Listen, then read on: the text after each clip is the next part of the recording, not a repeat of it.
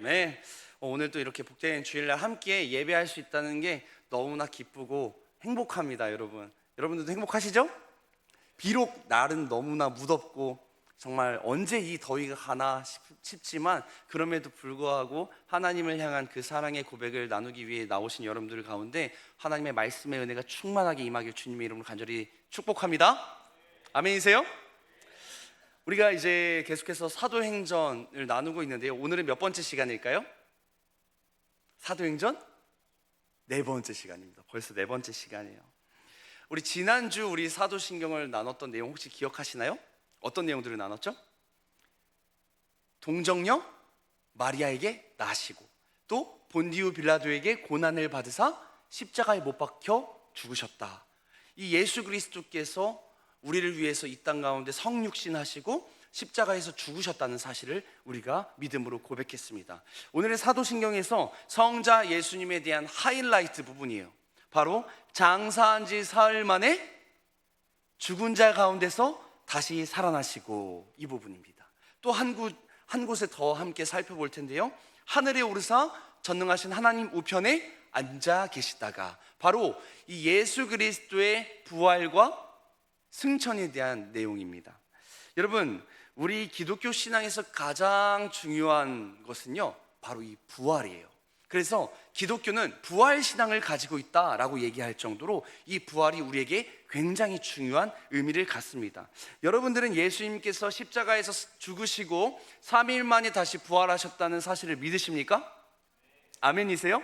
여러분, 우리가 예수님의 부활을 믿지 않는다면, 그리고 예수님이 실제로 부활하시지 않으셨다면 우리가 예수님을 믿을 이유가 있을까요? 예수님을 믿을 이유가 없습니다. 그러나 예수님께서 죽으실 뿐만 아니라 다시 살아나셔서 부활하셨듯이 우리도 주님을 쫓아서 부활한다는 사실, 여러분, 이것들을 우리가 믿음으로 고백하는 게 바로 이 사도신경의 핵심이에요. 그래서 예수님의 부활을 우리가 믿지만은 지금 역사적으로 그때 당시에도, 그리고 그 이후에도, 예수님 부활하신 이후에도, 그리고 지금까지도 이 예수님의 부활을 부정하려고 하는 시도들은 계속해서 이어졌습니다. 그래서 대표적으로 한 세 가지 정도의 이론들을 한번 좀 살펴보려고 해요. 첫 번째는 예수님의 부활을 부정하는 그 이론 중에 첫 번째는 무엇인가? 바로 기절설입니다. 기절설. 예수님이 십자가에서 완전히 죽지 않으시고 기절했다는 거예요. 기절했다가 어떻게 3일 만에 깨어나가지고 나왔다는 것이죠.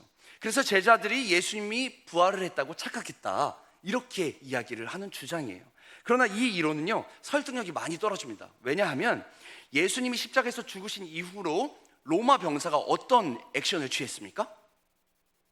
옆구리를 창으로 찔렀을 때, 그리고 옆구리를 창으로 찔렀다는 것은 확인 사살을 하는 거거든요. 이때 무엇과 무엇이 다 쏟아져 나왔나요? 물과 피가 다 쏟아졌다고 성경은 기록하고 있어요. 우리 요한복음 19장 33절부터 34절 말씀 한번 읽어보시죠. 시작. 예수께 이르시고는 이미 죽으신 것을 보고 다리를 꺾지 아니하고 그중 한 군인이 창으로 옆구리를 찌르니 곧 피와 물이 나오더라. 아멘. 네. 옆구리를 찔러서 피와 물이 다 나왔다고 이야기하고 있습니다. 여러분, 옆구리를 찌르는 이유, 그리고 거기서 물과 피가 다 쏟아져 나왔다는 것은요, 심장이 멈췄다는 것을 과학적으로 증명합니다. 또한 로마 병사들은요, 처형 전문가였어요. 여러분, 이게 한두 번이겠습니까? 사형을 얼마나 많이 집행했겠어요? 만약 그들이 예수님의 죽음을 제대로 확인하지 않았다면 그 책임이 누구에게 갑니까? 로마 병사에게 굉장히 엄중한 처벌이 가는 거예요. 그렇기 때문에 얼마나 정확하게 확인을 했겠어요. 또한 십자가형은 단순히 고통스러운 것을 넘어서요, 사망에 이르게 하는 최악의 형벌이었습니다. 최악의. 여러분, 금식과 또 채찍질로 이미 몸이 극도로 쇠약해진 상태였기 때문에 기진맥진한 상태로 그냥 기절 상태로 깨어났다고 쳐도요, 그 몸을 일으키는 것조차도 힘들었을 거예요. 그리고 스스로 그 돌문을 열었다, 그리고 앞에서 로마 군사들이 지키고 있는데 그들을 제압해서 나왔다. 여러분, 이것들은 말이 안 되는 주장이라는 것입니다. 그래서 이 기절설은 타당성이 있다 없다? 전혀 없습니다. 두 번째는요, 도난설입니다. 도난설, 혹은 시체 도둑설이라고 합니다. 이 주장은 예수님의 시체를 제자들이 밤중에 훔쳤다는 거예요. 훔치고 달아나서 부활했다고 거짓 소문을 퍼뜨렸다는 주장이에요.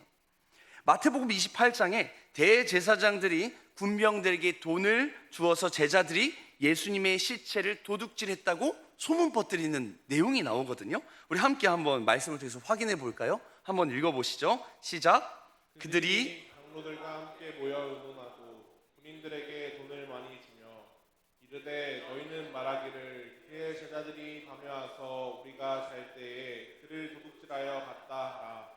네, 지금 이게 누가 얘기한 거냐면은 대제사장들, 그러니까 예수님을 처형한 사람들 있잖아요. 처형한 사람들이, 대제사장들이, 종교 지도자들이 이런 프레임을 또 씌우려고 하는 거예요. 그래서 예수님이 부활했다는 사실 앞에서 그것들이 잘못된 주장이다 라고 하는 것. 여러분, 그래서 이미 음모를 꾸미고 있었습니다. 제자들이 예수님의 시체를 훔쳐갔다고 소문을 퍼뜨려라, 이렇게 얘기를 했어요. 그런데 이 도난설, 이 시체 도둑설은요 설득력이 없습니다. 왜냐하면요, 무덤은요 무엇으로 막혀 있다고 합니까? 큰 돌로 막혀져 있었어요. 그리고 그 앞에 누가 있습니까? 로마 병사들이 계속해서 24시간 철저하게 지키고 있었던 상황이에요. 그리고요, 제자들은 이미 예수님이 잡히셨을 때에 어떤 액션들이 나왔나요? 도망갔단 말이에요. 그러니까 죽음이 두려워서 도망간 사람들이요, 이미 겁을 먹고. 그래서 그들이 무장한 로마 군인들을 뚫고 시체를 훔쳐낼 용기조차 있었을까요? 없었을까요? 없었어요. 제자들이 만약에 시체를 훔쳐놓고 그 거짓말을 위해서 목숨까지 바쳤다? 여러분, 이게 이해가 되십니까? 제자들이 그 죽으신 그 예수님을 위해서 자신들의 목숨을 버릴 필요가 없잖아요. 그러나 이 사람들은 진리를 위해서 죽을 수는 있어도 자신이 꾸며낸 거짓말을 위해서 죽진 않는다는 거예요. 그렇기 때문에 이 도둑설은, 도난설은 타당성이 없다는 겁니다. 제자들이 기꺼이 자신의 목숨까지도 내어놓고 예수님의 부활을 증거했을 때는 언제입니까? 부활하신 예수님을 만난 이후였어요. 그렇죠? 그때에는 그런 믿음이 생기는 거예요. 이제는 더 이상 내가 돌아서지 않겠다. 예수님이 진짜 부활하신 우리의 소망이고 메시아시다. 여러분, 이런 사실을 믿음으로 고백하면서 그때에는 기꺼이 자신의 목숨까지도 내어놓았지만, 이때 당시에 예수님의 부활을 경험하지 못한 그때 당시에는 제자들이 그런 믿음은 없었어요. 그렇기 때문에 제자들이 시체를 훔쳐서 그런 소문을 퍼뜨렸다는 것 자체가 말이 안 되는 주장입니다. 세 번째는 이런 주장이 있습니다. 환상설입니다. 환상설. 제자들이 예수님의 죽음으로 인한 충격과 슬픔 때문에 환상을 보았다는 거예요. 예수님에 대한 환상을요. 그런데 여러분, 말이 안 되는 게요, 이게 그러면 집단 환각이 빠졌다는 뜻인데, 예수님의 부활 이후에 특정 한두 명에게만 그런 환상이 보였다면 이해가 될 수 있겠죠? 좀 타당하다고 느껴질 수 있을 거예요. 그런데 오늘 보면 고린도전서 15장에 기록된 것처럼요, 게바, 베드로죠? 게바, 야고보, 모든 사도, 그리고 500명이 넘는 사람들에게 부활하신 예수님께서 그 부활체의 모습을 가지고 보여주셨어요. 그럼 500명 이상의 사람의 모두가 다 환상을 봤다는 얘기인데 말이 됩니까? 말이 되지 않죠. 그것도 무덤 근처에서 보고, 또 갈릴리에서 보고, 예루살렘에서 보고, 각 장소에서 다 예수님의 부활하심을 목격했단 말이에요. 그렇기 때문에 예수님이 단순히 눈에 보이는 환상이 아니었다는 것이죠. 제자들에게 자신을 먼저 보여주시고, 또 심지어 도마에게는 어떻게 하셨습니까? 만져보라고 하시잖아요. 창에 찔린 옆구리, 못 박힌 손을 만져보라고 하시잖아요. 심지어 이런 만져보기까지 하기 때문에 여러분, 이 모든 것이 환상이다 라고 하는 것은 타당성이 없습니다. 사랑하는 여러분, 이 모든 부정적인 이론들을 부활에 견고한 사실 앞에서 이 모든 부정하는 이 이론들은 다 무너질 수밖에 없어요. 아무리 이런 이론들을 갖다 대도요, 이미 목격자들이 너무나 많고요, 그리고 실제로 예수님이 부활하신 이후에 승천하시기 전까지 함께 먹고 마시던 자들이 너무나 많았습니다. 그래서 이것은, 예수님의 부활은요 역사적인 사실이라는 사실이에요. 우리가 믿고 의지해야 되는 흔들림이 없는 진리인 줄 믿으시길 바랍니다. 아멘이세요? 아마 대부분의 사람들은 부활 사건이 이성과 어떤 논리로 설명할 수 없기 때문에 믿지 않는 분들이 대부분 많을 거예요. 그러나 우리는 삶 속에서 믿기 어렵고 불가능한 일들이요, 나와 관련이 있을 때에는 믿어요. 무슨 말인가? 여러분, 만약에 예를 들어서 여러분들이 암에 걸렸거나 불치병에 걸렸다고 생각해 봅시다. 불치병에 걸렸을 때, 그리고 정말 해결할 수 없는 문제가 다가왔을 때에는요, 병원의 의사의 말도 믿고요, 또 무엇을 믿는지 아세요? 병원에서 주장하는 그 치료법뿐만 아니라 유튜브도 찾아보고요, 네이버도 찾아보면서 별의별 정말 우리의 생각과 이성으로 판단할 수 없는 많은 방법들을 믿어요. 왜요? 그게 한나의 소망이 될 수 있기 때문에 그렇습니다. 여러분, 그런데 우리가 부활을 믿지 않는 이유는 바로 이거예요. 나와 관련이 없다고 믿기 때문에 그렇습니다. 그러나 여러분, 예수님의 부활이 정말 나와 여러분들과 관련이 없을까요? 사실 이 부활은요, 우리의 삶과 너무나 긴밀한 연관성이 있고요, 우리의 삶의 가장 중요한 이슈입니다. 그래서 예수님의 부활이 어떤 의미가 되는가, 오늘 본문 고린도전서 15장 17절 19절은요 그 중요성을 강력하게 이야기하고 있는데요, 우리 다 함께 15장 17절부터 19절까지 읽겠습니다. 시작. 그리스도께서 다시 살아나신 일이 없으면 너희의 믿음도 헛되고 너희가 여전히 죄 가운데 있을 것이요, 또한 그리스도 안에서 잠자는 자도 망하였으리니 만일 그리스도 안에서 우리가 바라는 것이 다만 이 세상의 삶뿐이면 모든 사람 가운데 우리가 더욱 불쌍한 자이로라. 아멘. 여러분, 예수님의 부활이 우리에게 어떤 의미가 될까요? 첫 번째는 이런 의미가 됩니다. 예수님의 부활은요, 우리의 죄의 문제를 해결하는 최종적인 확증이라고 하는 것이에요. 예수님의 부활은 우리의 죄의 문제를 해결하는 최종적인 확증입니다. 우리가 지난 시간에 예수님의 십자가 죽음이 우리의 죄를 대신하시고 그리고 나를 위한 죽음이었다는 것을 우리가 나눴어요. 그런데 만약 예수님이 부활하지 않으셨다면 그분의 죽음이 정말로 우리의 죄값을 완전히 치르셨다는 증거가 될 수가 없는 거예요. 그러나 부활은요, 예수님의 희생이 완벽했고 또 우리의 죄가 완전히 용서되었음을 하나님께서 직접 보여주신 확실한 도장과도 같은 겁니다. 우리는 이제 더 이상 죄에 매이지 않은 자유로운 존재가 되었어요. 예수 그리스도를 통해서 말입니다. 그리고 우리의 삶을 묶어놓는 모든 죄로부터 자유함을 얻고, 여러분, 이런 삶을 우리가 살게 되는데 이것이 어떻게 우리와 상관이 없겠어요? 지금도 수많은 청년들이요, 예수님을 모르는 자들이 지금도 수많은 유혹과 시험과 죄 때문에 얼마나 하루하루 넘어지면서 사는지 모릅니다. 이제는요, 심지어 죄가 죄인 줄도 모르고 살아가요. 그런 자들에게 복음이 증거됐을 때, 십자가와 부활이 증거됐을 때, 너도 이 죄에서 자유할 수 있다, 이 놀라운 사실이 증거됐을 때, 그것은 더 이상 우리와 상관없는 일이 아니고 가장 중요한 일이 되는 것이죠. 여러분, 그래서 우리 청년들 중에서도 이 예수 그리스도의 복음이 여러분들의 인생 가운데 얼마나 가치 있고 의미 있고 이 세상 그 어떤 것보다도 좋은 소식, 그 사실이 인정되고 믿어지니까 감격하는 눈물이 나오는 거예요. 예배만 드려도, 예수님 생각만 해도 감격 속에서 찬양하고 예배할 수밖에 없는 거예요. 그 은혜를 아는 자들이 함께 모여서 예배할 때 얼마나 이 모습이 아름답습니까? 여러분, 부활은요, 우리의 삶과 너무나 깊은 연관이 있어요. 여러분, 부활을 믿으시기 바랍니다. 예수님이 부활하셨다는 사실을 믿는다는 것은 나도 부활한다는 거예요. 이 세계가 끝이 아니라는 사실을 우리가 믿는 겁니다. 더 큰 영원한 하나님의 나라가 우리에게 주어졌음을 믿는 여러분들 되시기를 주님의 이름으로 간절히 소망합니다. 두 번째, 우리와 이 부활이 어떤 의미가 있는가? 부활은요, 우리 삶의 궁극적인 소망이 됩니다. 궁극적인 소망이 돼요. 우리는 이 땅에서 수많은 어려움과 고난을 겪으면서 살아갑니다. 때로는요, 죽음의 그림자가 드리워지기도 해요. 하지만 예수님의 부활은 죽음이 끝이 아님을, 사망의 권세가 우리를 영원히 붙잡아 둘 수 없음을 선포하는 놀라운 승리의 선포예요.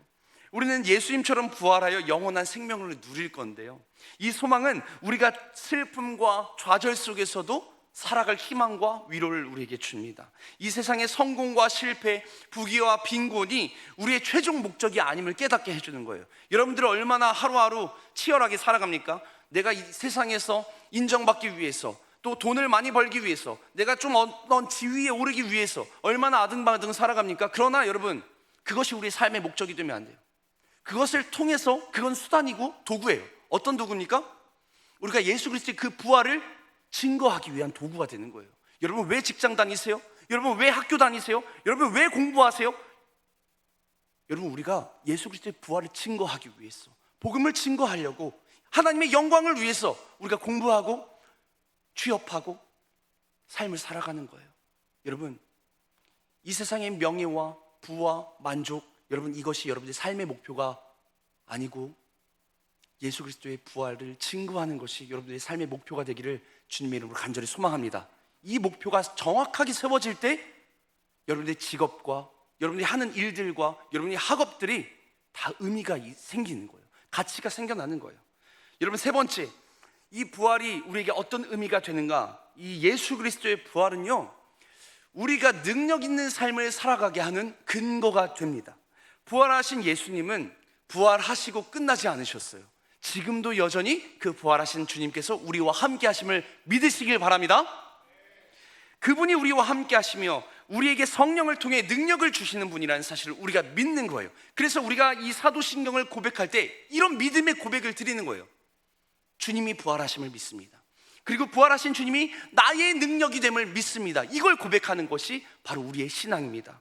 여러분, 부활은요, 기독교 신앙의 핵심이고 또 우리의 모든 소망과 능력의 근원이 됩니다. 이 확신을 가지고 이제 우리가 어떠한 상황 속에서도 흔들리지 않는 믿음으로 우리가 굳건하게 세워져야 돼요. 이제 우리는 죄의 권세도 또 사망의 그림자도 세상의 어떤 비난과 유혹도 부활하신 주님의 능력 앞에서는 아무것도 아니라는 사실을 인정하며 믿음으로 받아들여야 합니다. 우리도 죽음 이후에 부활하게 되는 거예요. 여러분, 예수님이 가장 먼저 부활하셨고 우리의 첫 번째 열매가 부활의 증인이 되어 주셨습니다. 그래서 예수님을 믿는 자들도 주님이 다시 오시는 날 다 부활하게 될 거예요. 다 부활하게 됩니다. 여러분, 상상이 되세요? 예수님이 다시 오시는 날 산자와 죽은 자 모두가 다 부활해서 하나님 앞에 서게 될 겁니다. 여러분, 그날을 기대하십시오. 그날이 반드시 오심을 믿으시길 바랍니다. 이 놀라운 부활의 이야기가 여러분의 삶에 소망이 되길 간절히 소망해요. 예수님의 이야기는요, 부활에서 결코 끝이 나지 않습니다. 그 이후에 예수님의 부활이 있다면 무엇이 있습니까? 승천이 있습니다. 사도신경, 장사한 지 사흘 만에 죽은 자 가운데서 다시 살아나시며, 그 다음이 뭐죠? 하늘에 오르사 전능하신 하나님 우편에 앉아 계십니다. 이것을 믿습니다. 이렇게 고백하는 거거든요. 여러분, 바로 이 하늘에 오르사라고 하는 이 고백을 우리가 신앙의 고백으로 삼고 고백하는 거예요. 승천이죠. 여러분, 승천은요, 부활만큼이나 중요하고 지금 우리에게 삶에 직접적인 영향을 주는 놀라운 사건이었습니다. 오늘 본문 사도행전 1장 9절은요 이렇게 기록하고 있어요. 이 말씀을 마치시고 그들이 보는 데서 올리어 가시니 구름이 그를 가리어 보이지 않게 하더라. 예수님의 승천 장면을 목격한 것을 기록하고 있는 거예요. 여기서 가장 중요한 표현은 그들이 보는 데서입니다. 예수님이 아무도 보이지 않는 곳에서 혼자 올라가시지 않고요, 제자들과 수많은 사람들이 있는 그 현장 앞에서 예수님이 하늘로 올려지신 거예요. 예수님은 부활하신 후에 40일 동안이나 제자들과 함께 하시면서 그들과 먹고 마시면서 하나님의 나라의 일을 가르치셨습니다. 그리고 마지막 순간 11명의 핵심 제자들이 지켜보는 앞에서 하나님 우편으로 하늘로 올려 가셨습니다. 이 사건은요, 몇 가지 특징으로 그 실제성이 더욱더 강조되는데요, 부활하신 예수님을 500여 명이 보았듯이 승천도 여러 제자들이 함께 두 눈으로 목격했다는 사실이에요. 이들은 예수님을 떠나시는 모습을 두 눈으로 똑똑히 보았습니다. 예수님은 제자들에게 말씀하시다가 실제로 몸이 위로 떠오르셨어요. 그리고 하늘로 올라가셨습니다. 단순히 연기처럼 사라지거나 영혼만 올라간 것이 아니라 부활하신 그 부활체의 몸으로 올라가셨다는 사실이에요. 믿으십니까?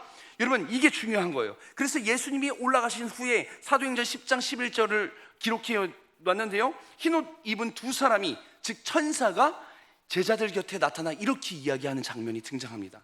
갈릴리 사람들아, 어찌하여 서서 하늘을 쳐다보느냐?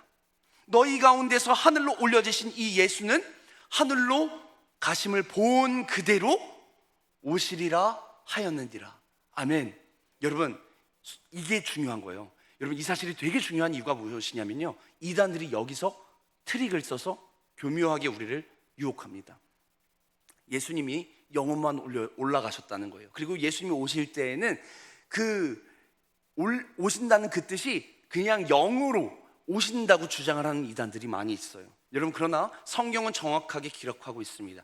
예수님이 부활체의 몸으로 올라가셨고 올려주신 그대로 다시 이 땅 가운데 오신다는 것을 약속하고 있습니다. 여러분, 이 사실을 믿는 거예요. 그래서 예수님의 승천은 목격자들이 있었고 실제적인 몸의 움직임이 있었고 천사들의 증언까지 더해진 확실한 역사적 사실이라는 사실을 성경은 우리에게 알려주고 있습니다. 그렇다면 예수님은 어디로 승천하셨을까요? 예수님은 도대체 어디로 가셨을까요? 그냥 막연히 하늘로 올라갔다라고 말할 수 있지만 사도신경은 더 구체적으로 고백하고 있어요. 무엇이라고 고백합니까? 하늘에 오르사 전능하신 하나님 어디예요? 우편에 앉아 계십니다. 성경에서 말하는 이 우편은요, 하나님 진짜 오른쪽에 앉아 있다는 의미보다요, 이 우편이라고 하는 것은요, 권위, 권능, 영광, 그리고 통치권을 상징하는 단어입니다. 우편이라고 하는 게 그런 거예요. 예수님은 인류의 구원을 위해서 모든 사역, 탄생과 삶과 죽음과 부활, 여러분, 이 부활까지 완성하시고 승천하셨어요. 그래서 자신이 원래 계시던 본래의 자리로 올라가셨다는 뜻입니다. 하나님의 영광의 자리로 돌아가셨습니다. 그분은 실패자나 사라진 존재가 아니라 이미 죽음을 승리로 바꾸시고 부활하셔서 다시 한번 본향으로 돌아가신 거예요. 그래서 에베소서 1장 20절에서 22절 분명히 말하고 있습니다. 그의 능력이 그리스도 안에서 역사하사 죽은 자들 가운데서 다시 살리시고 하늘에서 자기의 오른편에 앉히사 모든 통치와 권세와 능력과 주권과 이 세상뿐 아니라 오는 세상에 일컫는 모든 이름 위에 뛰어나게 하시고 또 만물을 그의 발 아래에 복종하게 하시고 그를 만물 위에 교회의 머리로 삼으셨느니라. 아멘. 예수님은 지금 우리 눈에 보이지는 않지만요, 결코 아무것도 하지 않으시는 분이 아니십니다. 그분은 우주의 모든 통치와 권세와 능력, 주권이 그에게 있어서요, 모든 만물을 통치하시는 분이세요. 그래서 지금 예수님은 지금도 우리의 삶과 우리의 모든 이 세상의 역사를 다스리고 인도하시고 운행하시는 분이심을 믿으시길 바랍니다. 여러분, 우리 주님이 만왕의 왕이 되세요. 만유의 주님이 되세요. 우리가 겪고 있는 크고 작은 문제까지도 우리 주님은 다 아시는 분이세요. 다 그 통치 아래에 있는 것입니다. 우리는 승천하셔서 하나님 우편에 앉아 계신 그 예수님을 믿습니다 라고 하는 이 고백, 여러분, 이 고백은요, 우리가 어떤 상황에 있든지 흔들리지 않는 이유가 되는 것이에요. 우리에게는 모든 것을 다스리는 강력한 주님이 계시다. 나의 삶을 인도하시는 주님이 계시다. 우리의 삶을 그분이 붙들고 계신다. 이 사실을 믿을 때에 우리가 굳건한 신앙으로 다시 한번 세워질 것을 기대하고 간절히 소망합니다. 그렇다면 예수님은 천국에서 무엇을 하고 계실까요? 하나님 나라에서 지금 무엇을 하고 계실까요? 단순히 영광의 자리에 좌정하셔서 앉아 계시기만 할까요? 그렇지 않아요. 우리 성경은 예수님께서 지금도 하나님 앞에서 그 영광의 자리에서 일하시고 계심을 고백하고 있습니다. 여러분, 첫 번째, 예수님은 지금 하늘에서 무엇을 하시는가? 예수님은 하나님 우편에서 우리를 위해서 중보하고 계십니다. 중보. 여러분, 우리가 중보기도라는 말 많이 쓰잖아요, 그렇죠? 무엇입니까? 옆 사람을 위해서 기도해주고, 다른 사람을 위해서 기도해주고, 교회를 위해서 기도하고, 이런 중보라는 말을 쓰는데요, 사실은요, 이 중보라고 하는 이 단어는요, 사실은 예수님에게만 사용하는 단어예요. 왜냐하면 예수님만이 우리의 중보자가 되어주시기 때문에 그래요. 그래서 사람과 하나님 사이를 잇는 그 중간에 연결고리. 그래서 이 중보의 역할을 감당하시는 분이 바로 예수님이세요. 예수님이 무엇을 하시는가? 히브리서 7장 25절은 이렇게 말씀하고 있습니다. 그러므로 자기를 힘입어 하나님께 나아가는 자들을 온전히 구원하실 수 있으니 이는 그가 항상 살아계셔서 그들을 위하여 간구하심이라. 무엇을 하셨다고요? 간구하셨대요. 그 주님께서 지금 우리를 위하여서 하나님 앞에 기도하고 계신다는 거예요. 우리 한 사람 한 사람의 이름을 불러가면서 우리의 깊은 고민과 아픔까지도 아시면서 우리를 위해서 중보하고 계시는 그 예수님. 여러분, 이것이 얼마나 우리에게 소망이 되고 위로가 되는지 몰라요. 우리는 연약하고 죄를 짓고 때로는 믿음이 흔들리잖아요. 그러나 우리의 대제사장 되시는 예수님께서 우리의 연약한 믿음을 위해서, 우리의 시련과 고통을 위해서 하나님 앞에 지금도 기도하고 있다는 사실입니다. 바로 이 이유 때문에 우리가 다시 한번 힘을 얻고 그 예수님을 의지하여서 하나님 앞에 나아가게 되는 것이죠. 두 번째, 우리 주님은 무엇을 하고 계실까요? 예수님은요, 육체적으로는 승천하셨지만 성령을 통해서 지금도 우리 가운데 임재하신다는 사실이에요. 성령을 통해서 임재하신다. 그래서 예수님은 승천하시기 전에 무엇을 약속하셨나요? 내가 세상 끝날까지 너희와 항상 함께 하겠다. 아니, 예수님이 승천하시고 하나님 우편에 앉아 계신다고 하는데 어떻게 우리와 함께 하실 수 있습니까? 보혜사 성령을 너에게 보내주겠다 약속하셨어요. 그래서 성령 하나님이 각 사람 가운데 임하셔서 우리 안에 함께 하셔서 그 주님이 우리를 인도하시는 거예요. 여러분, 이게 얼마나 놀랍습니까? 성령 하나님이 누구세요? 바로 예수님의 영이십니다. 우리 안에 내주하시고 우리를 인도하시고 능력을 주시고 그리스도의 몸된 교회를 세워가시는 분이 우리 성령 하나님이세요. 그래서 예수님께서 영광의 보좌에 앉으셨기 때문에 우리는 성령님과 함께 이 땅에서 담대하게 주님의 일들을 감당하면서 우리 삶을 살아가게 되는 것이죠. 여러분, 세상이 혼란스럽고 미래가 불확실하고 또 모든 것을 다스리시는 주님이 계시지만 우리가 흔들릴 때에 누구를 붙잡는가? 우리를 위해서 중보하시는 그 중보자 되시는 예수님을 붙잡고 또 성령을 보내주신 그 사건을 기억하며 우리 안에 계신 성령 하나님 붙잡을 때 우리가 다시 한번 일어나게 되는 거예요. 우리가 어떤 문제든지 담대히 주님의 이름을 부르면서 기도할 수 있는 이유가 바로 이것입니다. 성령을 통해서 우리와 함께 하시는 주님이 계시기에 우리는 어떠한 어려움 속에서도 능력을 받아서 승리하는 삶을 살 수 있게 됩니다. 여러분, 이 사실을 믿으십니까? 너무나 놀랍지 않아요? 나는 맨날 쓰러지고 조금만 관계의 문제, 돈의 문제, 삶의 문제가 다가올 때에 넘어지는 이 일수인 우리의 인생, 우리의 이 연약함을 하나님께서 위로하신대요. 우리를 위해서 기도해 주신대요. 그리고 성령 하나님을 통해서 우리를 다시 한번 일으켜 주신대요. 혹시 이 자리 가운데 지금 삶의 문제 때문에 너무나 힘들어하고 아파하고 계시는 분 계신가요? 아니면 신앙적인 문제 때문에 내가 교회를 가야 되나 말아야 되나? 예수님이 진짜 살아계신가 안 계신가? 예수님의 부활이 진짜 확실한가? 정말 하나님이 정말 있다면 왜 나의 삶은 이렇게 어렵고 힘들까? 고통하시는 분 계신가요? 오늘 다시 한번 이 믿음을 여러분 붙잡으시길 바랍니다. 이 말씀을 붙잡아 보세요. 지금도 예수님께서 여러분들의 이름을 다 아시고 여러분의 아픔을 다 아시고 여러분들을 위해서 기도하고 계세요. 제가 정말 감격 속에서 지금까지 사역을 할 수 있는 이유는 무엇이냐면요, 저를 위해서 기도해 주시는 분들이 있기 때문에 그래요. 저를 위해서 기도해 주시는 분들. 여러분, 지금도 우리 청년분들, 우리 교회 성도님들이 우리 교육자들과 또 저를 위해서 얼마나 많이 기도해 주시는지 몰라요. 뿐만 아니라 저를 위해서 매일같이 기도해 주시는 그 대원들이 있어요. 제가 참 존경하는 장로님, 권사님 계십니다. 그분들은요, 매일 저를 위해서 기도해 주세요. 매일. 근데 제가 그 사실을 가끔씩 까먹고 사역이 힘들고 또 삶이 지쳐서 힘들 때에, 쓰러질 때에 그때 무슨 생각이 나는지 아세요? 그분들이 생각이 나는 거예요. 제가 전화해요. 장로님, 권사님, 제가 요즘 너무 힘듭니다. 기도 좀 해주세요. 이렇게 기도하는 멘토가 있어요. 여러분, 누군가 나를 위해서 기도해 준다는 사실만으로도 우리가 얼마나 위로가 되고 힘이 되는지 몰라요. 제가 새벽 예배 나오면요, 사실 제 기도로 안 하고요, 여러분들 위해서 기도해요. 여러분들 한 사람 한 사람 이름을 불러가면서 기도합니다. 그래서 여러분 셀 모임 나오셔서 기도 제목 나누시잖아요.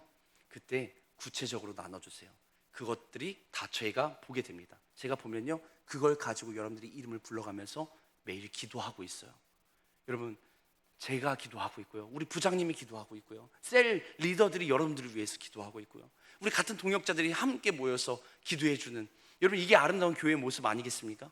그것만으로도 얼마나 감사하고 감격스러워요. 그런데 더 힘이 되는 건 무엇이냐?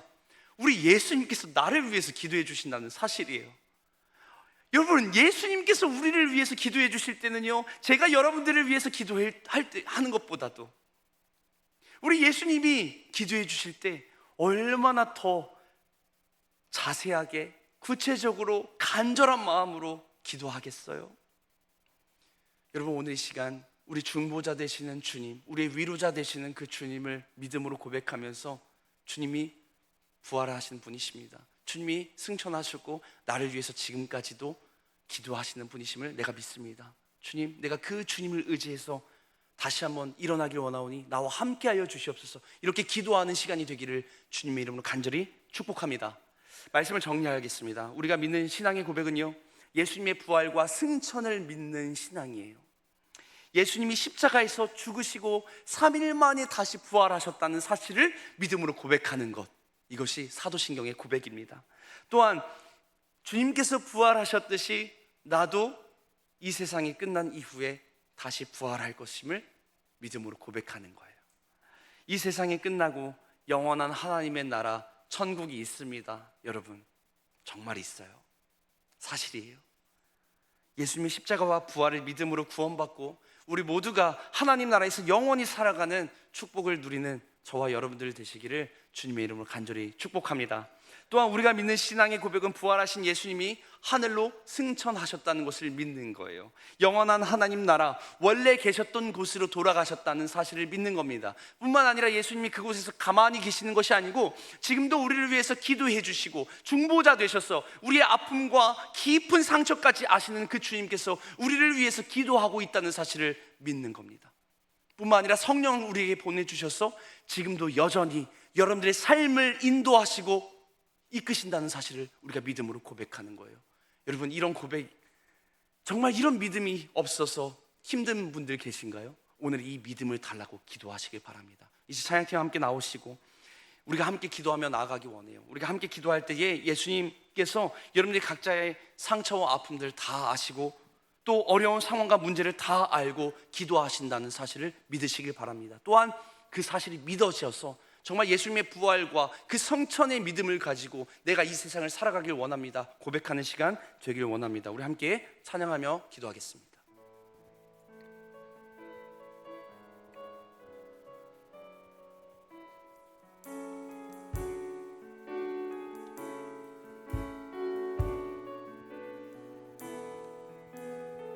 우리 보좌 앞에 모였네. 우리 다 함께 자리에 일어나서 찬양합니다.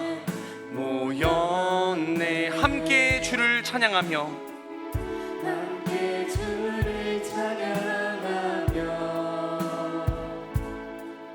하나님의 사랑 그 아들 주셨네. 그의 피로 우린 구원받았네. 십자가에서 쏟으신 그 사랑 강같이 온 땅에 흘러 각 나라와 족속 백성 망원에서 구원받고 주 경배드리네. 구원하심이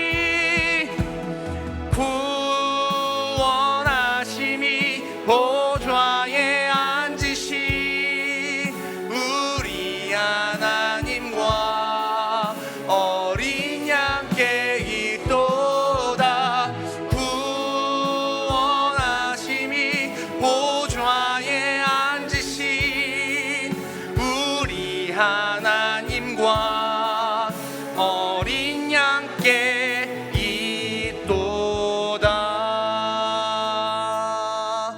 더 찬양하며 나아갑니다. 우리 보좌 앞에, 우리 보좌 앞에 함께 주님의 이름을 찬양합니다. 함께 주를 찬양하며 하나님의 사랑, 하나님의 그 아들을 우리에게 주셨습니다. 그 아들 주셨네. 그의 피로 우린 구원받았네. 아멘. 십자가에서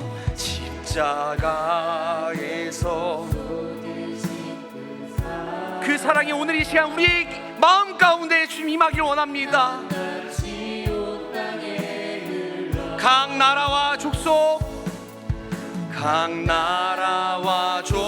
백성 방언에서 구원받고 경배합니다. 우리 두 손 높이 들고 우리 부활하신 주님을 찬양합니다. 구원하심이 보좌에 앉으신 우리 하나님과 어린 양께 있도다.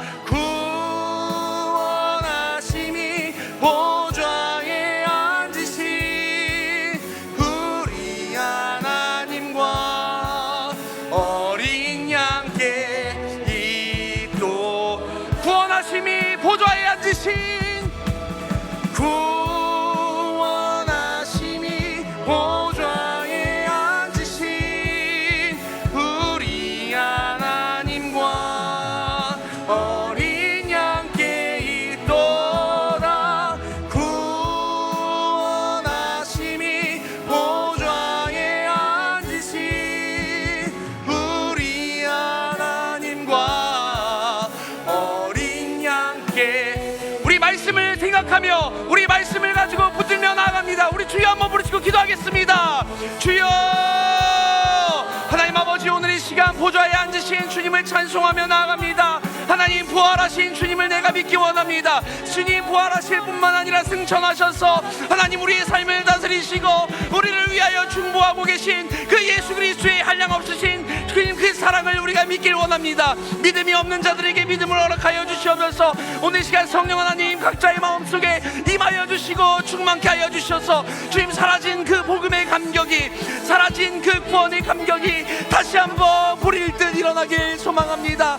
주여, 우리의 믿음 없음을 불쌍히 여겨 주시옵소서. 주님, 우리의 믿음이 없음을 불쌍히 여겨 주시옵소서. 하나님, 성령 하나님 역사하여 주셔서 주님이 부활의 놀라운 능력이 아버지 우리의 능력이 되게 하여 주시고 예수 그리스도의 부활을 쫓아 우리도 부활한다는 사실을, 주님 영원한 하나님 나라에 거한다는 사실을 우리가 믿음으로 고백하길 원합니다.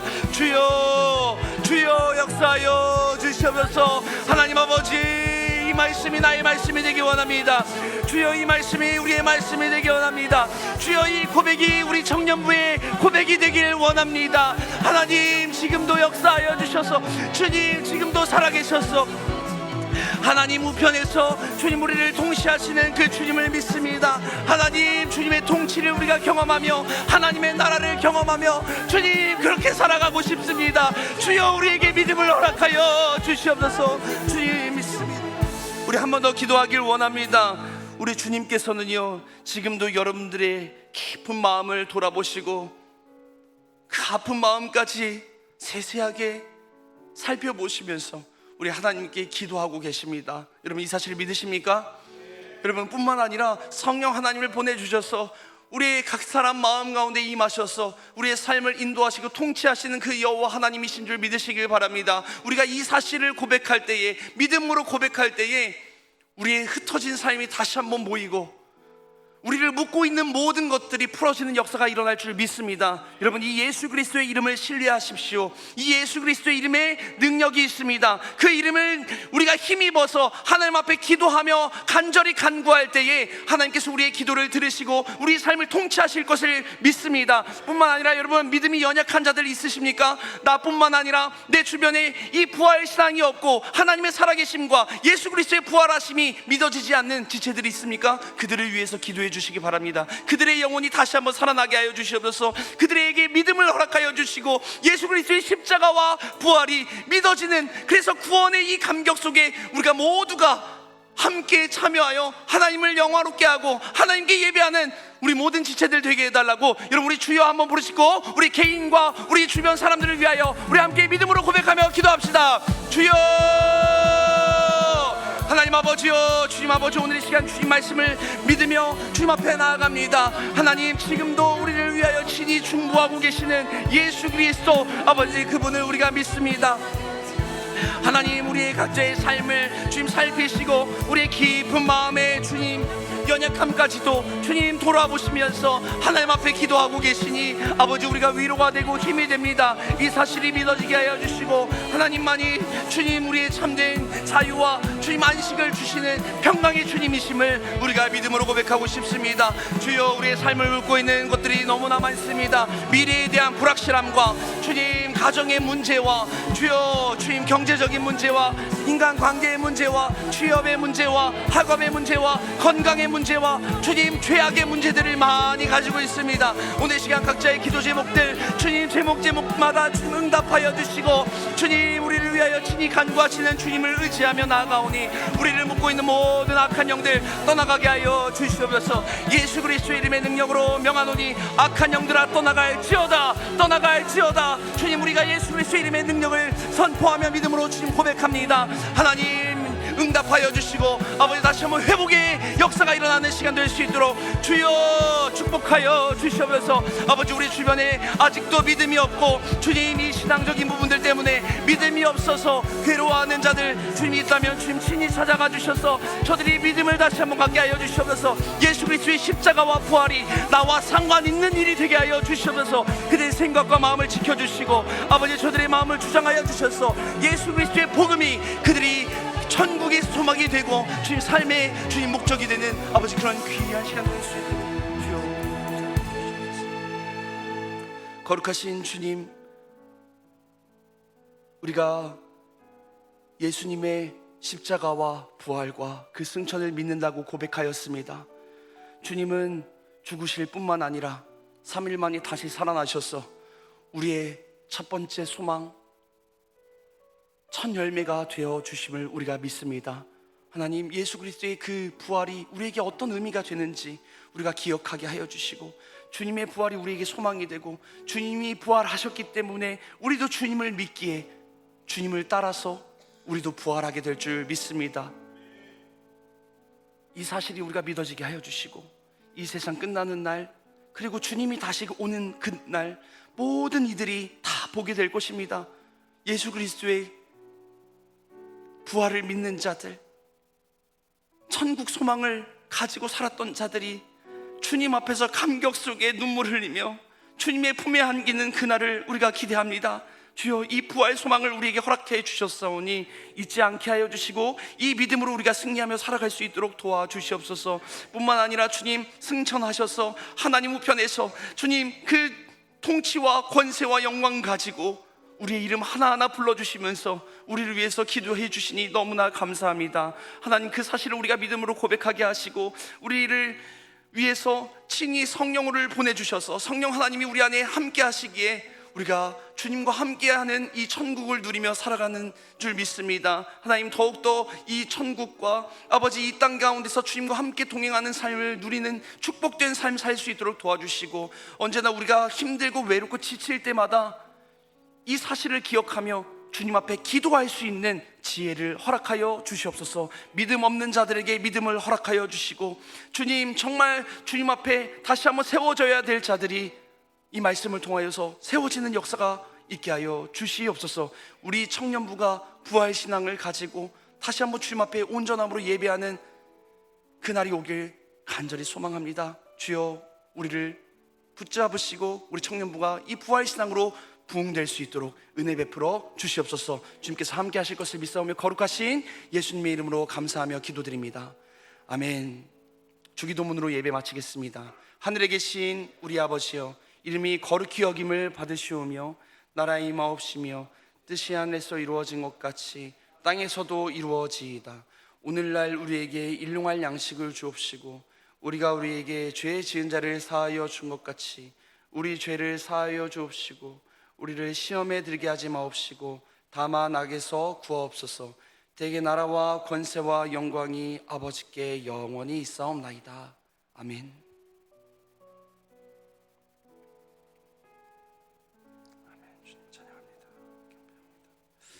아멘. 예배를 마쳤습니다.